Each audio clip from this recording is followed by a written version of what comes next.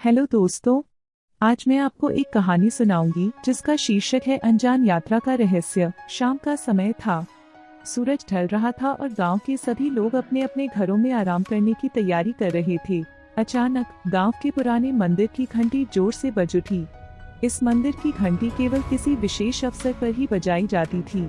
रामू, जो गांव का सबसे निडर और जिज्ञासु लड़का था, तुरंत मंदिर की ओर भागा। जैसे ही वह मंदिर के पास पहुंचा, उसने देखा कि वहां कोई भी नहीं था, लेकिन मंदिर के दरवाजे खुले हुए थे। रामू ने अंदर झांकने की कोशिश की, परंतु वहां कुछ भी दिखाई नहीं दे रहा था। अचानक उसे एक धीमी सी आवाज सुनाई दी, जैसे कोई फुसफुसा रहा हो। रामू धीरे धीरे मंदिर के अंदर गया। उसके हर कदम के साथ उसका दिल जोर जोर से धड़कने लगा। अचानक एक पुरानी किताब उसकी नजर में आई। वह किताब सुनहरे रंग के कवर में लिपटी हुई थी और उस पर कुछ लिखा हुआ था। रामू ने किताब खोली और उसने एक नक्शा पाया। नक्शे में गांव के पास एक जंगल की ओर इशारा किया गया था। रामू ने तुरंत उस जंगल की ओर चलना शुरू कर दिया।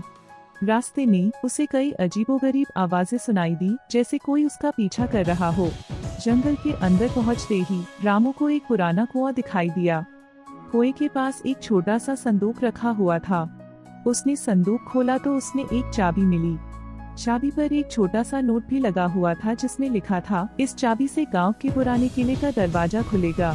रामू ने तुरंत गांव के पुराने किले की ओर रुख किया। जब वह किले के पास पहुंचा, तो देखा कि दरवाजे पर एक अजीब सी आकृति बनी हुई थी। उसने चाबी को दरवाजे में डाला और दरवाजा धीरे धीरे खुल गया। किले के अंदर बहुत अंधेरा था। रामू ने अपने साथ लाई हुई मोमबत्ती जलाई और आगे बढ़ा।